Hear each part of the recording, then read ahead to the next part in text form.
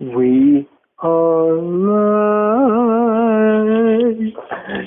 HOCWWYD win. DJ Marmalade.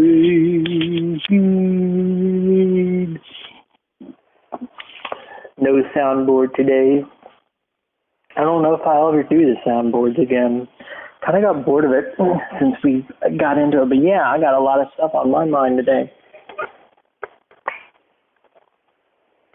I'm drinking a extra large tea, $1 at the racetrack.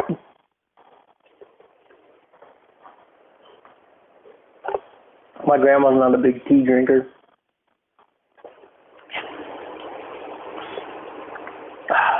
But yeah. So basically, now I know if you listen to number 9 podcast that I did on my own, I hope you got a better understanding. But this just in, there is a cure for autism. There is a frickin' cure for autism.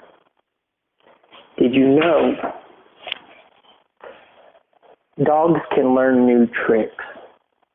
And if you are diagnosed autistic, you can learn new tricks too. Oh my gosh. I wouldn't, oh well. Wait, you wouldn't what? Wait a minute, I want to hear what you got to say. I wouldn't what? You made it sound like that's for real. It's not. Let them know, yeah. There is no cure for autism. This is an experience I had today. See, but you know what? I had a good time with my cousin tonight, and he woke me up on a lot of things. Basically, stop trying to get your parents to understand. They're not going to understand. If they want to think you can cure autism like you can teach a dog new tricks, well, go ahead. Go be that. I got to focus on myself, like he said. Focus on yourself. He's like, dude, you got an apartment. You got all the time to yourself. You got a car. You got a full-time job. Like, dude, you're only making yourself miserable because you are doing it. Like, this is your time to be living life, man. And I'm like, whoa, I get it now. I get what he's saying. And it makes a lot of sense because basically what's been keeping me down is you know who. The person I cannot go back to. And yes, there is an emotional attachment there and all that stuff because of the history and all this stuff, but when someone is getting, help for their problem and they took responsibility for that, but the other person isn't, after so many years of dealing with this, you got to be a grown adult. You got to move forward. But my thing is, I've just been, woe is me, I've been crying, blah, blah, blah, I'm a big baby. No says I no more. I've done everything. No says I no more because I have adjusted my work schedule. I am going to be working both weekend days and everything is going to be better from here because I got to get on a regimen. I got to be all about my own success and what makes me happy. I can't be saying, woe is me. I had to make an adult decision that was best for my mental health because, I'm crying like a little baby because I'm a baby. Let me put all my emotions on Facebook and blah, blah, blah, blah, blah. Yes, I'm learning how to vent on Facebook so everyone can understand my emotions. That's another thing what this podcast is for. So I can try my best to get someone to understand. Now, one thing I want to talk about, one thing that me and Grandma have an issue with when people find out what we're diagnosed with, they say that we use this as an excuse. let me tell you this, and when I say this, I want you to really think on it. People with my diagnosis are on disability. I am pulling a full-time job. I refuse to be on disability. You know why I refuse to be on disability? Because my job was my only social life. Like, that was it. Other than that, it was a virtual reality game, but I can't even get on those anymore because it's best that I don't, because I get reclusive when I play those kind of games. But yeah, like, my job, all my friends, I made it my job. Like, it's been my social outlet. Like, why would I down myself, you know? I mean, sure, I have some quirks. I got some problems, but I'm not letting it hold me back. Like, I am a trooper, and I'm going to work until my wheels fall off, basically. Because if anything, you know, if I didn't work or anything, I would be a recluse. I probably would go back into being a reclusive. Because there's only so much you can do. And look at it like this. When you're on disability, you only get an X amount of money to spend. Therefore, you're putting yourself down to the bare minimum of what you can do. I'm not doing that. I work at a job where if I work my butt off and I get enough sales, then I'm going to get more money than what my check would intend. Like, I work my butt off at my job. Well, good for you. And the reason why my job works so well with my diagnosis, because it is repetitive. There is no change. I mean, sure, they might change me on programs, but at the end of the day, once I get over that change, it's like repetitive again. See, that's the only thing that I want people to understand. When it comes to change, it's very hard for me to change. Like, I usually have to force myself to change something. Like, when they change me to daytimes at work, it's a hassle. There's a chance I might get in an episode. It might not be bad, but once I get over that rough bump, that rough patch of the transition into daytime, I'll be good. I guess what you can say, the reason why I've been all boo-hoo and wah-wah and crying like a baby, goo-goo gaga,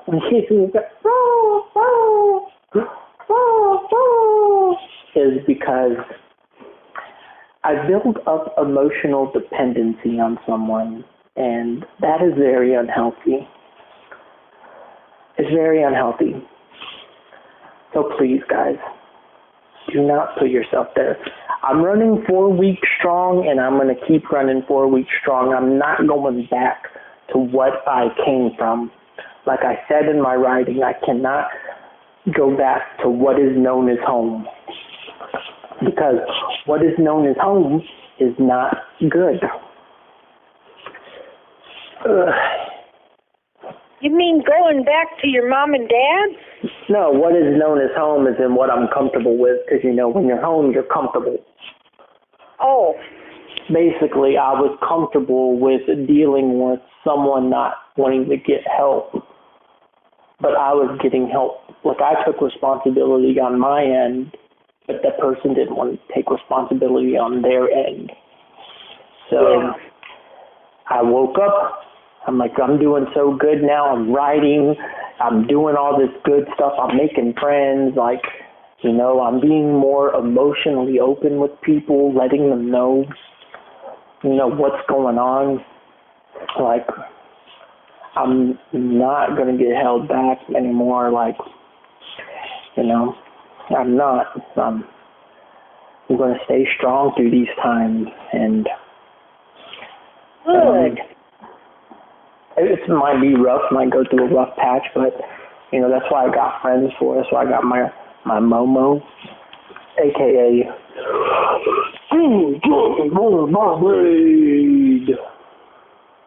But, yeah.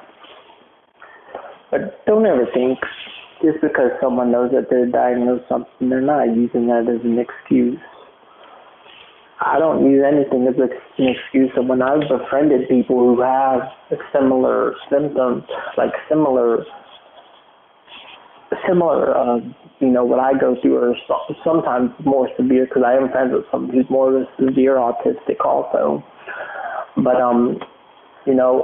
they're all proud of me. They're like, dude, how do you freaking hold the job, like, with your problem? And it's like, because when I was getting off those virtual reality games, my job was my own little social life, and I didn't have much of a social life, so I kind of cling to it.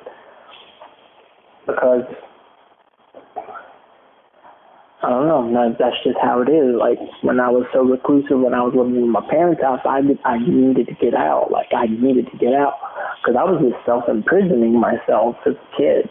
It's like, and see, that's the thing that messed me up as a kid, me being so reclusive and so, distant from everybody. And what you guys need to understand about autism is, as you're growing, your brain is developing. So what you learn as a kid and how you respond to these, obstacles in your life from childhood to adulthood, once your brain is completely developed, it is what it is. I mean, that's like saying, let's say I had a kid and I didn't want to speak to that kid or nothing. Like, I didn't talk anywhere around him or anything. And believe it or not, Grandma, I saw a documentary about something like that, where these people had a kid. They did not talk to the kid. All they did was make, like, barbaric sounds to the kid and stuff.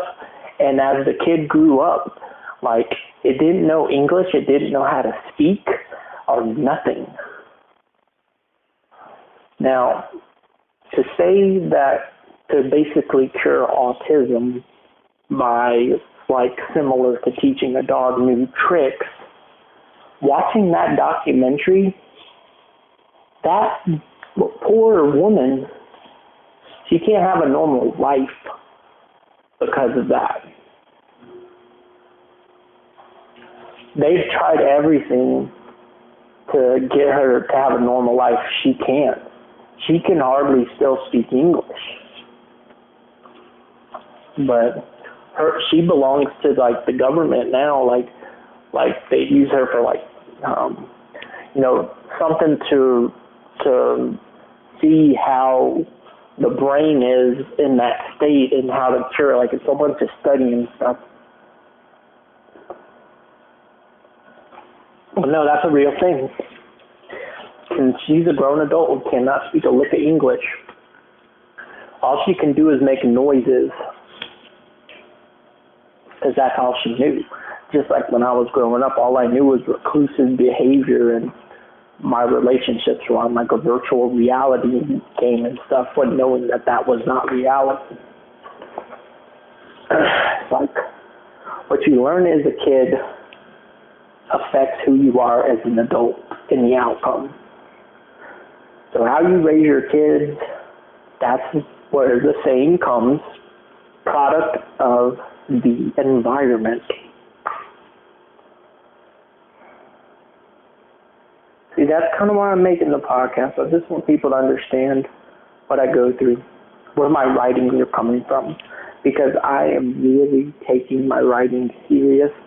I want people to understand what I go through, what is influencing this form of writing, what is influencing this. Just follow the podcast. You'll get to hear all about it. But yeah, my cousin, he understands. And that made me feel so good. It's like, finally, someone who understands.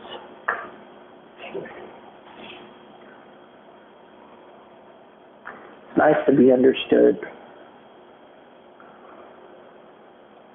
I guess that's what you can say it is, because all my life I was not understood. And once I got my therapist when I was 25, once she started understanding and diagnosing everything, and my caseworker understands everything, I'm just obsessed with just wanting to be understood. But the thing is my cousin said I'm putting too much effort into that because he said, James, listen, man, you come off as a normal person. I'm going to tell you that right now. I'm like, oh, I do? Well, thank you. Because I honestly don't know how I come off. But you do know this, and this has happened so many times. People have recognized that I am autistic by how I communicate. That's how I met one of my friends who at the Go Bar, and she's older than me, and she has autism, and she recognized it by how I was acting and carrying myself, about how I spoke so much about my childhood. I can go on and on about my childhood for days. And see, and one thing that was brought up today when my parents was, those are just reasons for you not to grow up. But it's like, no, that's who I am. Like, I obsess over my childhood. I honestly wish I could go back and just relive my childhood. I want to go back to being a kid. But I have to accept the fact that I can't. But I can embrace what was there when I was a kid. And that's what brings me joy. So what y'all saying about my SpongeBob shirt, I like this SpongeBob shirt. SpongeBob was part of my childhood. Me embracing something of my childhood brings me that much joy. But, my cousin was like telling me, man, I got a problem with your SpongeBob shirt or whatever. You do whatever you want.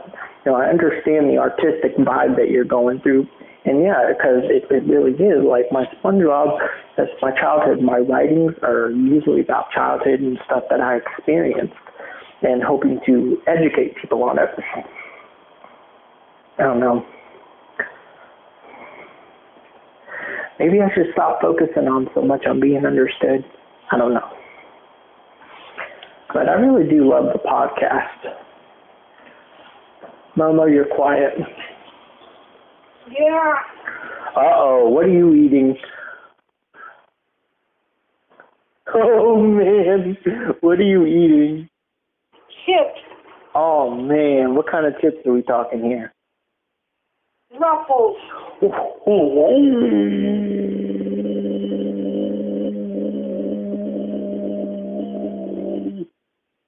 But yeah, so basically, guys, the way our family portrays me and Grandma is that basically there is an almighty cure for, what we go through. I mean, sure, me and Grandma, we're different with what we've been diagnosed, but what our family refuses to look at is that mental illness runs severe in our family. I mean, it's severe. On my dad's side and my mom's side, beyond severe. But the thing is they want to stay blind to it. Now, the way my cousin made it sound, which I like how he put it, was basically that, basically you're facing the world just like us. I mean, sure, you might have some things that you can't help, but in the end of the day, you're still facing the adulthood in reality just like the rest of us. And that made so much sense. He was like, you might have some slight differences and stuff and, different thought patterns, but you're still experiencing it just like the rest of us. And I'm like, wow, so I'm not so much different. So you see how normalized he made me sound? Like, basically, I guess I'm just putting too much effort into it. I wonder if I come off as a loon sometimes. As a what? A loon. Loon? Yeah. You're not a loon. Well, my grandma's a winner. Thank you, James. But, yeah, recently I went on a rant, so I'm just tired of how society is with, like the hookups and all this stuff. It's like, what happened to the days when people, actually wanted to be your friend, actually wanted to hang out with you and, all that stuff. Like everyone just wants to use someone for that one thing and don't want anything to do with them anymore. Like that's so, it's wrong. It's wrong because like you do that with that person and then you just up and leave them. Like just leave them in the dark. Don't talk to them again. Like it's wrong. Like that's right. It's wrong. Like I don't want to go through that. Like I mean, look at how long me and Anna, like even though we weren't dating we only dated for 8 months, like as a serious relationship wise. But Grandma, I stayed with that woman pretty much for like 8 years. We're going back and forth and dealing with all this. I was patient. I was beyond patient. Yeah, you were. But it's like, man, I'm going to be turning 29. Do I really want to put up with this with my 30s? No, says I. I would rather say if I were to have 8 more years of dealing with someone else, I'd rather at least try with someone else. Because I don't want to keep getting worse and worse and worse. Then when I hit my 30s, it's just worse. And then what am I going to do? Like, you done took all my 20s. I'm about to be 30. It's time to start a new chapter. Yeah, but James, you're still young. Oh, I know. But what I'm saying is, if I were to stay in an unhealthy, unstable relationship through my 30s, it's not bettering me at all. No, you're right. It's holding me back.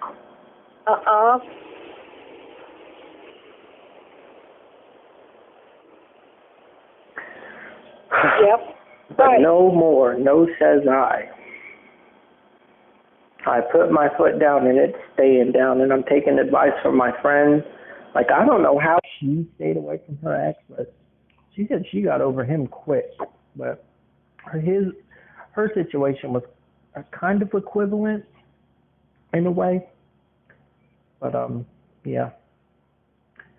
But one thing that Ryan told me is like, he's like, dude, if you get a liking to a girl, like, don't give her your whole story. She don't need to know what's wrong with you and stuff. You save that stuff for later. You want to present yourself, in a way, because, like my friend Daryl told me, women are naturally scared of us. So if we're acting kind of kooky, they might be scared of you. So yeah. I really got to watch myself.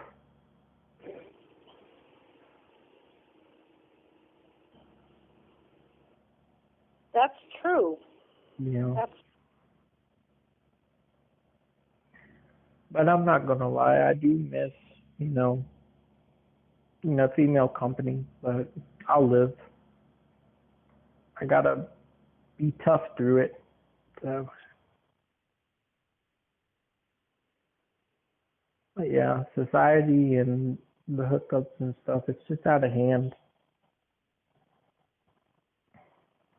Like, I don't want to experience that kind of pain. Oh, no, definitely.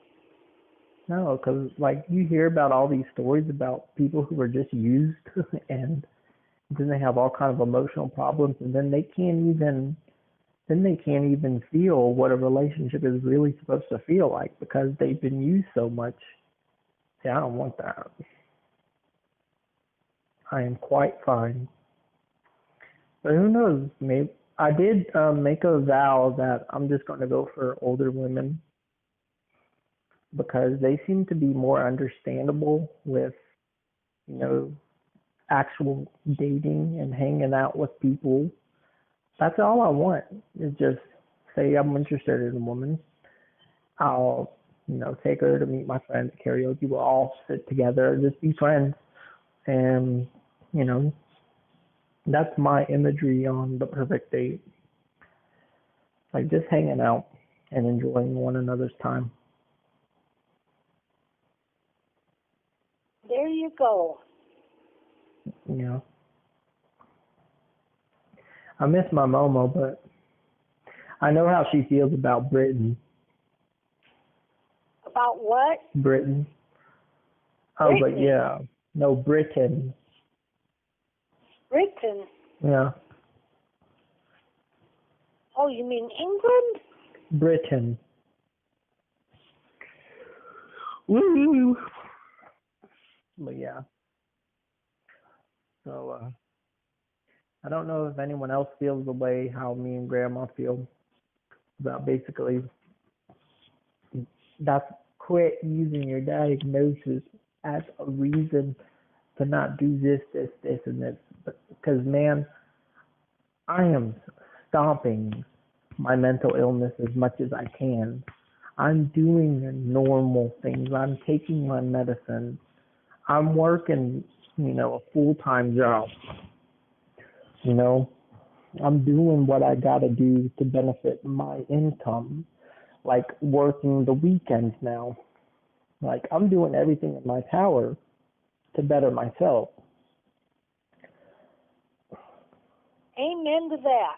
So I'm not using my diagnosis as it.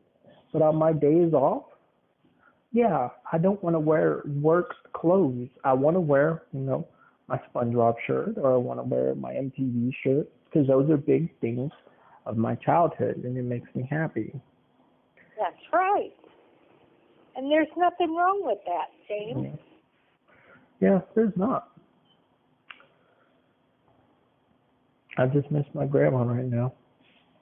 I know my grandma's an American, but I didn't know she was in Louisiana. You didn't know I was believing it? No, I said I know my grandma's American, but I didn't know she was from Louisiana. Louisiana. I'm not from Louisiana. My grandma's from New York, guys. No, I'm not. Grandma, if a New Yorker is listening to us... I'm originally from Chicago. She's originally from... Chicago. No, that's not how you say it. That's how I say it. No, that's not how it's pronounced. How is it pronounced? What do you mean, how is it pronounced? You're from there. You're native. You don't know how it's pronounced? No, that's not how it's properly pronounced. Before the Americans took over this country, before what were they called? The Pilgrims or whatever? Before they came over here and took the land from the Native Americans, what was it called? Oh, okay. Yeah. The original name it's an Indian term. Chicago. I thought it was Chicago. Chicago, yeah. Chicago. Mm-hmm. Oh, see, you were wrong, Grandma. Yeah. Now say it. I want to hear you say it. Chicago. No, admit that you're wrong. Yeah, I was wrong. There you go. But I'm saying it like... That is the first step. Responsibility. If you know you're wrong, take responsibility. That's another thing that I do. Mom said that I use my diagnosis as an excuse. When I had my episode at work, you know what I did? It was the next couple of days, once my caseworker straightened everything out with me with the episode on what caused it. I took full responsibility. I came into work an hour early. I apologized and took responsibility for my actions. Sure, I have mental illness. Sure, I have this diagnosis. But I'm still going to take responsibility for what I did. Good. That's what you got to do it. And see, that's what I mean. I'm not using any excuse. Like, I'm not using any excuse. But see, another thing that me and Ryan were talking about was,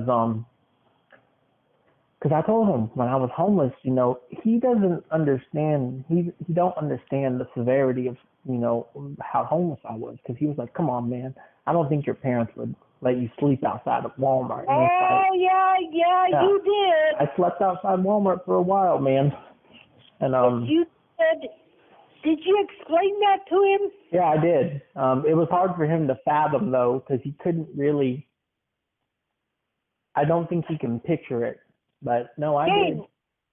You lived in your car. Oh, yeah.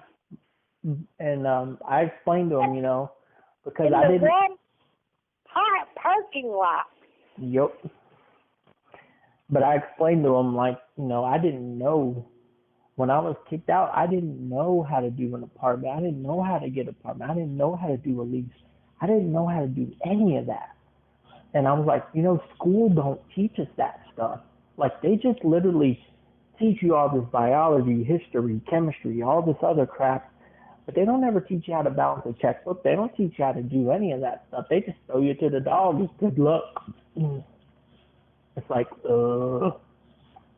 So me being a reclusive kid, all I knew was reclusing behavior.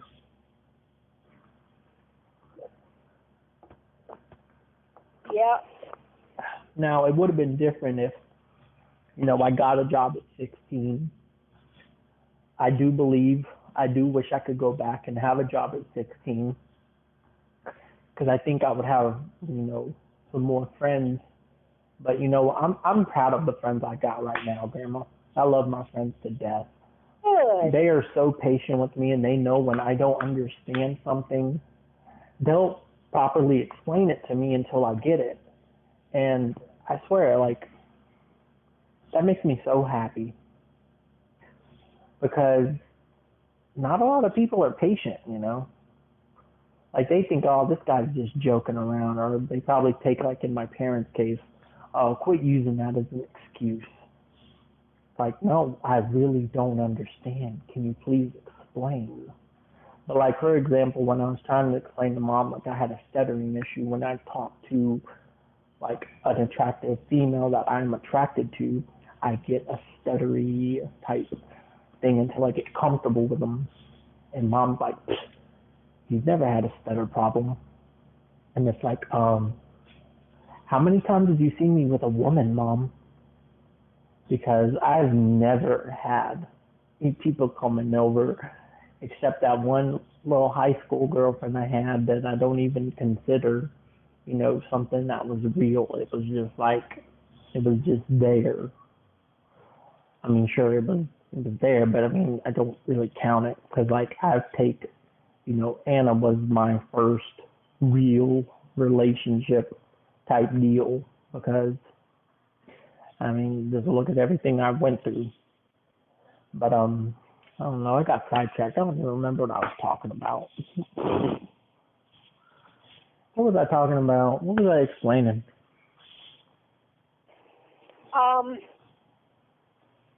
That your mom said you didn't have the stuttering problem. Yes. She was like, you never had a stuttering problem. But that's funny.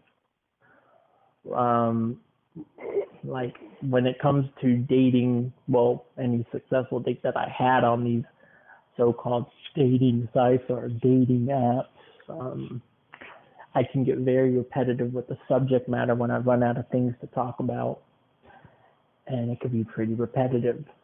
If I find the woman very attractive, I get very stuttering that this woman is, like, you know,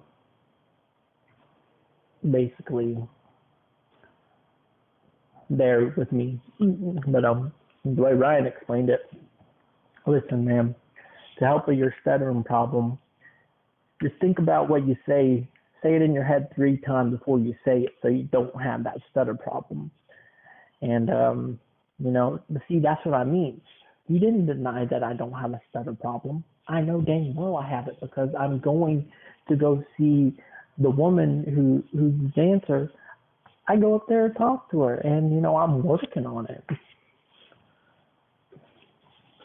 But, see, that's what I mean. I'm using the world as my tool to get me. But like Ryan explains to me, like, dude, they're just human like you and me. You can just talk to them like you're talking to me, I'm like, yeah, you're right. So I'm gonna start doing that. He said, don't think of them any highly. Don't think of them any higher than you. Don't think of them any lower than you. Just look at them just like you would any other human being. But see, that's what I liked about that conversation with Ryan. He normalized the situation and saying, instead of saying, dude, you don't have that problem. You don't have that problem. The only thing is that he couldn't fathom me getting kicked out and stuff. But no, it happened. I was in the Walmart parking lot, and it did happen because Grandma was there through the whole thing. I talk to you every night. There you go. And I remember when you almost gave up. Yeah. You said, I can't live like this anymore, Grandma. Yep. I said, James, things are going to get better. Yep. Things are going to get better. Yep. And they did. Yep. And it's going to continue to get better.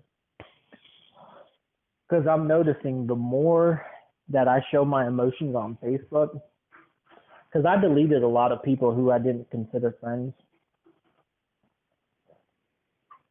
Oh, yeah? So I can practice with, vocalizing my emotions and whatnot. And it's going pretty good. I'm noticing more people showing that caring mentality because they didn't know that I go through all that stuff. See, that's what I mean. I hide it from people. That's why Mom didn't know I had a stubborn problem. Like, I hide it, just like you hide everything from everyone, They don't know your deepest, darkest secrets like I do. Like, it's like, man, you guys don't know anything what Grandma goes through for you to say that. Yeah. I know more about my grandma than her own kids. Well, it's hard for me to share it with them. No, I know. I get it. Because you sheltered it for so long. But see, I'm not sheltering it. I am going to battle at it. I'm going to battle it until they either try to understand or they just accept it. But I do not want to hear what. You can't make them understand. Oh no, I know that now. But they're going to end up accepting it. But I'm going to get my caseworker involved. She's going to write down everything with the diagnosis on what caused this and this and this. And if they want to continue to talk about it, they can meet up with her. Because the first thing my sister said was like, she's not even a real therapist. It's like, caseworker pretty much is the same dang thing. Yeah. Except they do more than a therapist, because not only are they letting you vent and tell you what not to do and all this stuff, but they're also helping you maintain a stable living. Yeah.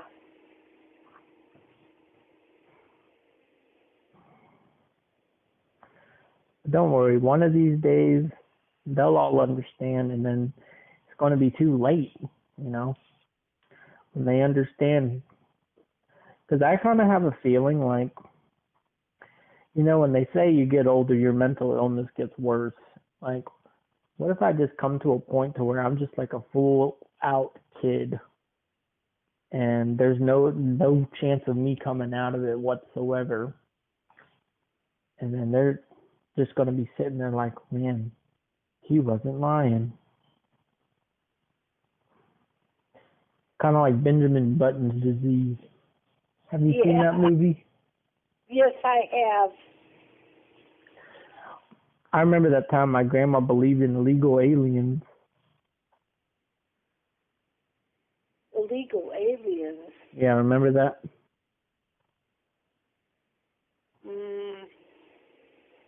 Refresh my memory. When you said, James, I believe in illegal aliens.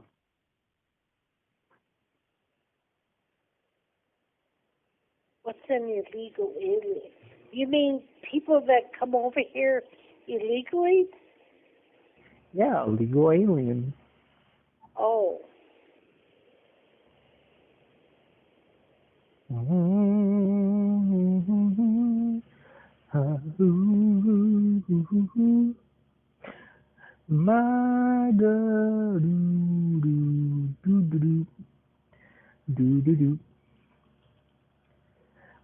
God, do. My God, do. What?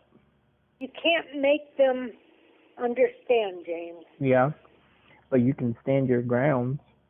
Yeah. And that's what I'm gonna do. Yeah. Like, you should have saw it. While they were all getting defensive, I stood my ground the whole time. Like, I'm like I wish my caseworker was there, because I do everything that she told me. I do everything she told me.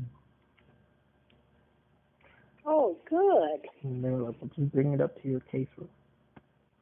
And I don't know Grandma's name, but I hope to remember it one day. You will.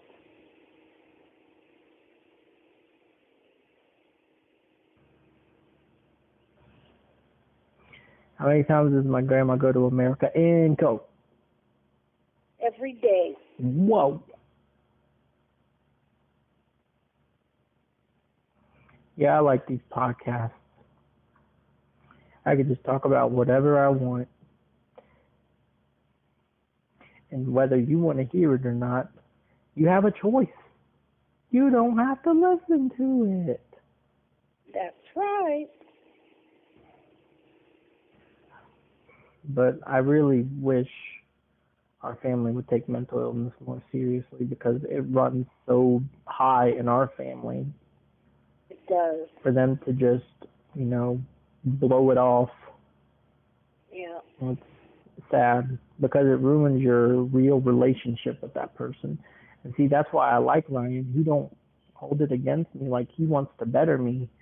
And the way he talked to me, he just does it in such a good approach.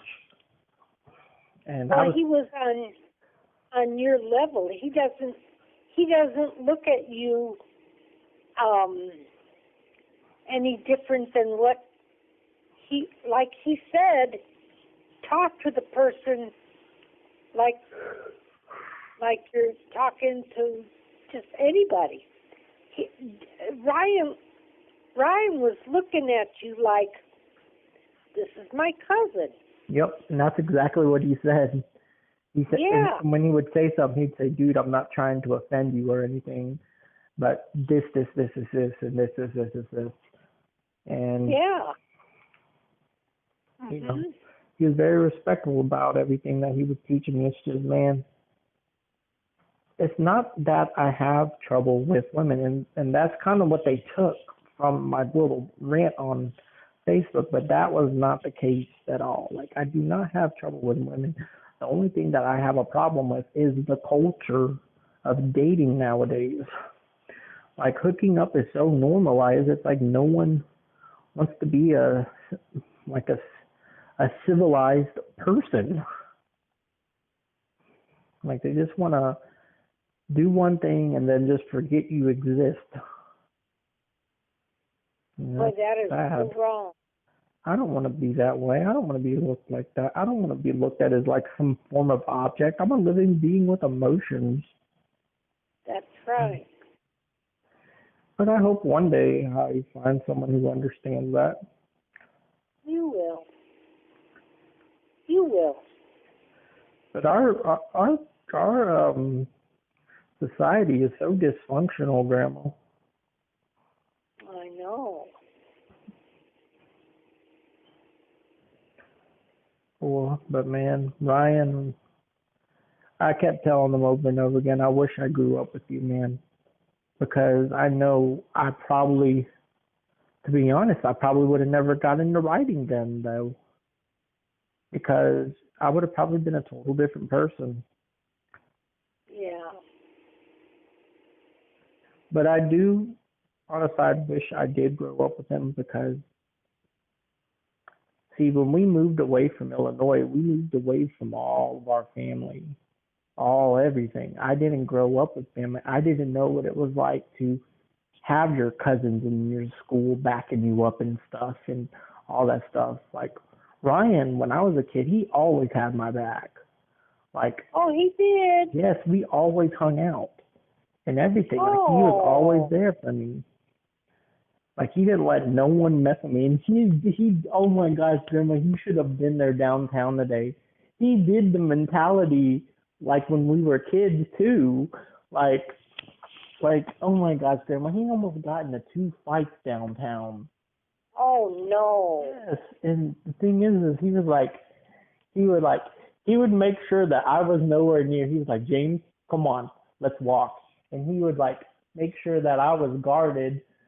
And like he was so professional. I'm telling you, Grandma, he is like the definition of an alpha male.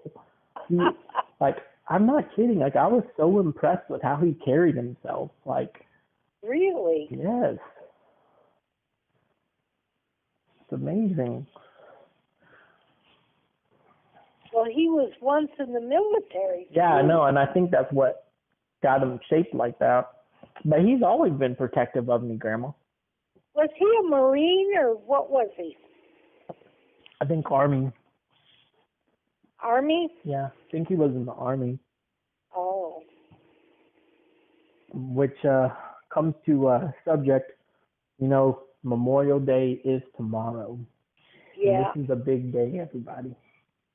Before you go to bed tonight, I want you to say, I thank so much for James's grandma for serving our country when she shot down those Vietnam people. James, please. Dropping down the whiskey shot. And then she'd come out the trenches. And then she'd say, you want some? You want some? And then she had one shot on the outside of her barracks. She grabbed that shot and went, she says, let's rumble.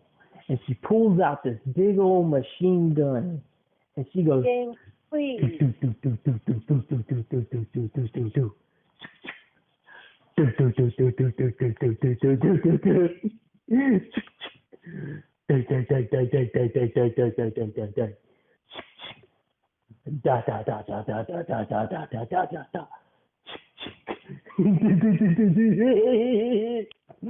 My grandma too. But I thank you for everything you've done for this country, Grandma. James, But you're a professional taxpayer. Yeah, I am. Exactly. But yeah, man, I really love this podcast. It really helps me broadcast my emotions, which helps me in the long run with, being more confident in my emotions and vocalize instead of bottling it up. I think everyone should be comfortable with that, but that's something that's very hard for some people, such as myself. Yeah. But remember, guys, there is no cure for autism. Now, if you were getting help while you were a kid, they can basically diminish the side effects from it by taking you to select therapies that are needed with what is basically causing the problem. Like, they'll put you in certain therapy to basically reverse what you have learned to better the side effects. So when you are fully developed, you'll be it wouldn't be as bad. But since I really didn't have any help on the autistic stuff, and I remember when the school brought up special ed, and it was to my mom because my grades were just so freaking horrible. And it's like, I don't even understand how that's not even a red flag for it. Like I worked my butt off in school, and I don't even know how I got through it all. Well, you did, though. I know. I don't know how, but I did. Yes, you did. And I'm proud of you for it. And I got held back second grade. I got held back senior year. Like, I was a fifth year senior. I mean, it's like,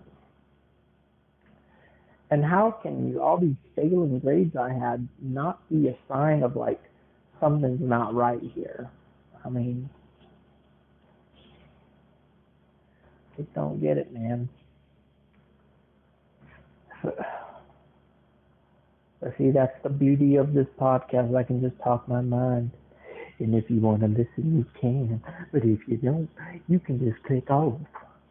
Because if you don't click off, my grandma will beat you up. No, I'm not going to beat you. My grandma beat me up before. No. Yes, she did. No, I didn't. Yes, she did. No. If my grandma went to North Korea, what would she say to the North Korean people? Jesus loves you. There you go. And what if they say, but what is this Jesus?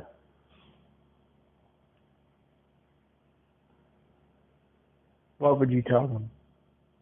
Jesus is our Savior. And what if they said, what is Savior? He died on the cross, Ooh. and on the third day, he rose again from the dead. You can't beat that, guys. You can't beat that. You know, I wish my grandma owned a church. If my grandma owned a church, I would go to that church every Sunday. I would go for the morning service and the night service. Oh, James, you're wonderful. And, my Mimi, my Momo, my murmur, my murmur, my may, my moo, moo, my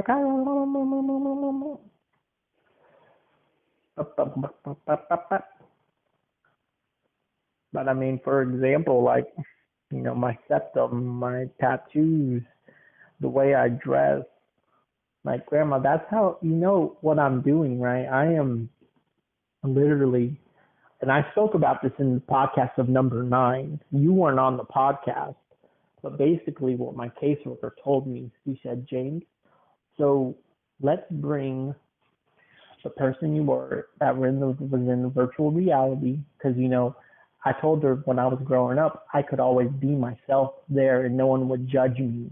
Like, I could be this sensitive, emotional person that I was. But in reality, I was not allowed to show it, you know, and be repetitive and silly and loud and whatever. But on that game, I could always do it.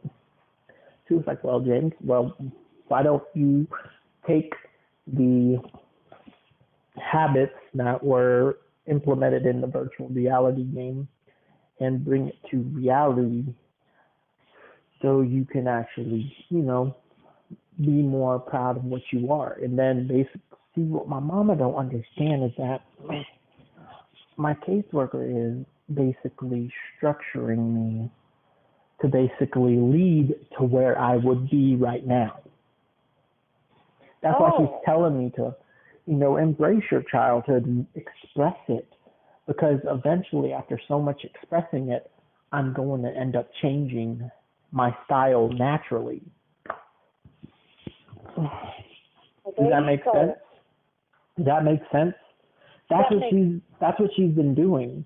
That's why I got the septum ring and stuff, because the septum ring was something I was always obsessed with as a kid, and I've always wanted one. Now I got one.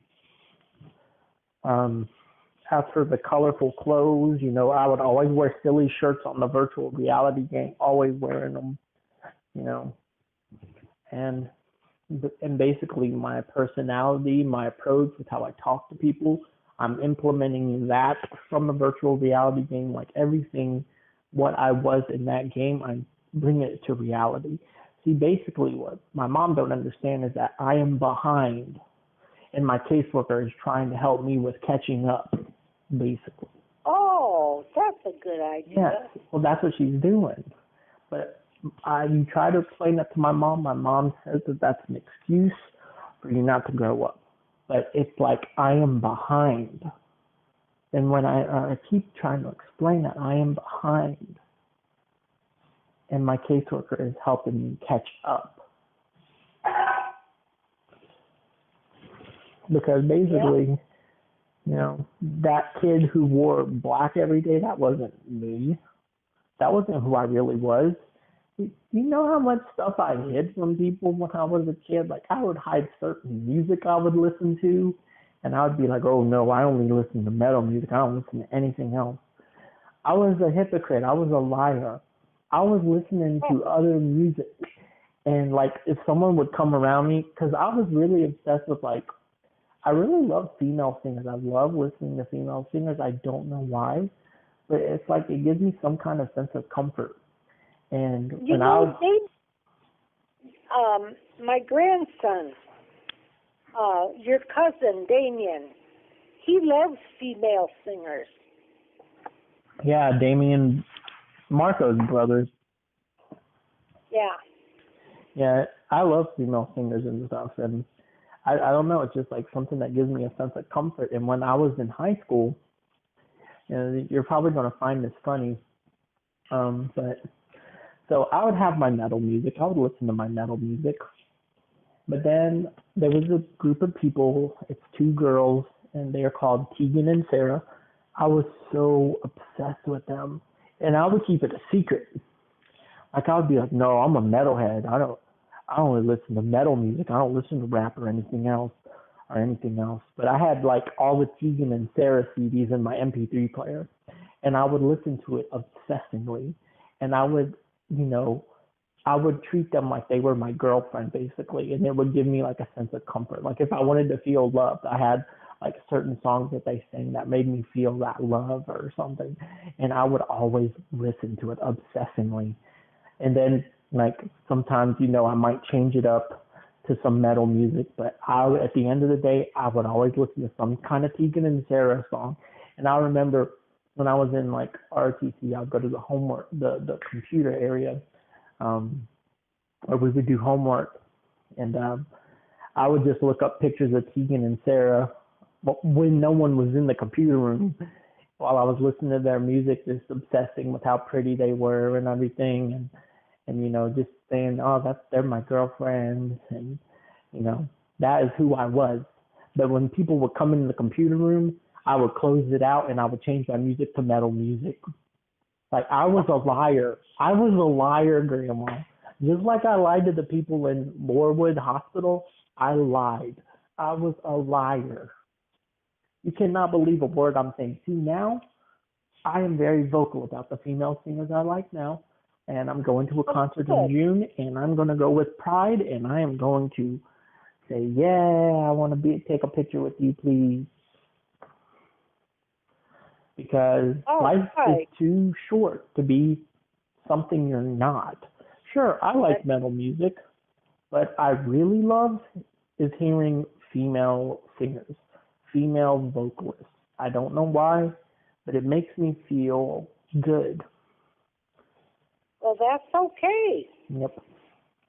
That's okay. Oh, I know, but the thing is I hid it. But the thing is, on the virtual reality game, when I would come home, oh man, I would be dressed. My character, he had like a big septum, and he had like, he would always wear like some kind of colorful pants, and I would make my own clothing in there. My favorite pants to wear were these black, like, parachute pants, and on the back of them there were rainbows coming up, but on the front it was just all black, but on the back there was like light rainbows coming down, because I really like wearing colorful stuff. And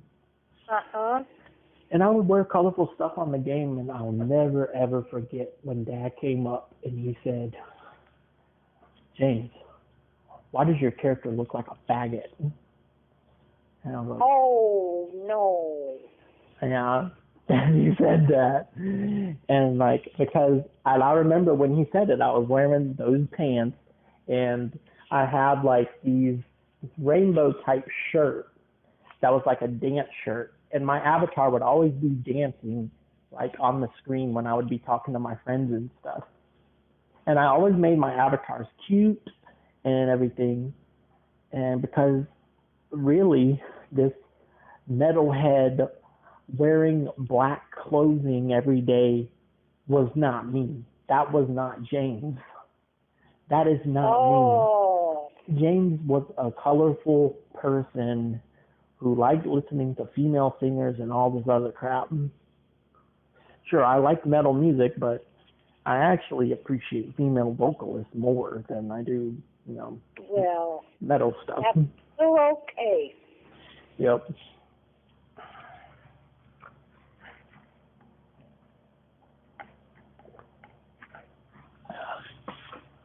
But yeah, I lied though. But I do miss my grandma right now. I know she's in America right now, and I hope she has some safe travels to North Korea. I'm not going to North Korea. Yes, you are. Don't lie. No, I'm not. Yes, you are. No, I'm not. Yes, you are, and I want you to say that you are. Okay, now say it. I'm not going to North Korea. Yes, you are. James, please, honey. You know what? Well, then go to North Korea, okay? I don't care. How many times does my grandma go to Ugamakugu?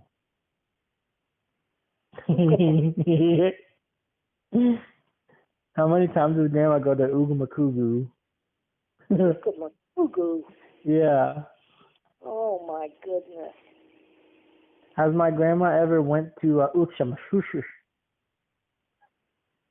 I don't know.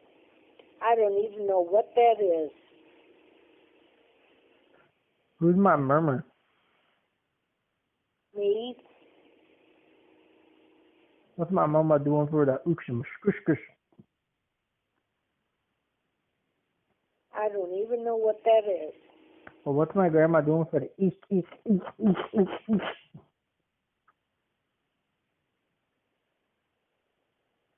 What's my grandma doing for the east? I don't know. What's grandma doing for the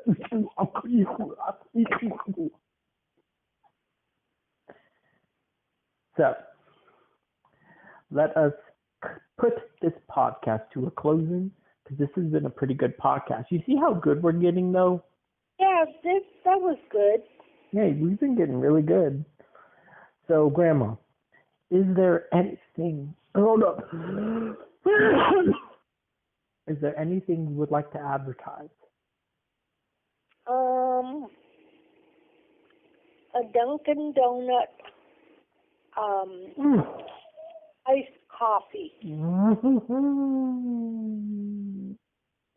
What kind of iced coffee are we talking here? Because they got a wide selection of iced coffees. A mocha.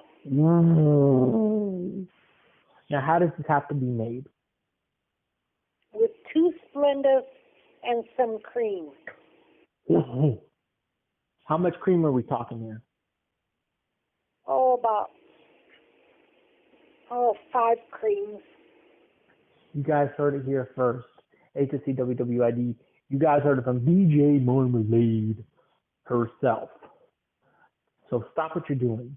What size of cup do you recommend? A large. Get a large Dunkin' Donuts iced coffee mocha with 2 Splendas and 5 creams. And that's between 1 o'clock p.m. and 6 o'clock p.m. They're only 99 cents, which with tax and everything comes to $1.21. You can't beat that. You cannot beat that, guys. And if you think you can beat that, go try it. Go try it. And with that saying, Grandma, is there anything else that you would like to advertise? No. Well, I would like to advertise. See, since I am on a where I want to save more money, and what I've been doing instead of getting coffee, when I have my days off, I go to racetrack and I get the extra large cup. And for a fountain drink, you can get any size fountain beverage for not $2, but $1. Oh boy. Any size cup, any time of the day, $1. Any fountain drink. You can't beat any time of the day? Yep, you can't beat That's a nice deal. There you go. You heard it from DJ Marmalade herself. Now go to racetrack and get you a fountain drink, any size, $1 fits all. Get whatever you like. Reward yourself, but reward yourself cheaply. And that is it for this podcast. Thank you. If you listen to this whole podcast, you can put in the comments, DJ Marmalade. Or you can put in the comments, Dunkin' Donuts. Dunkin' Donuts in the comments. And we are out. Peace.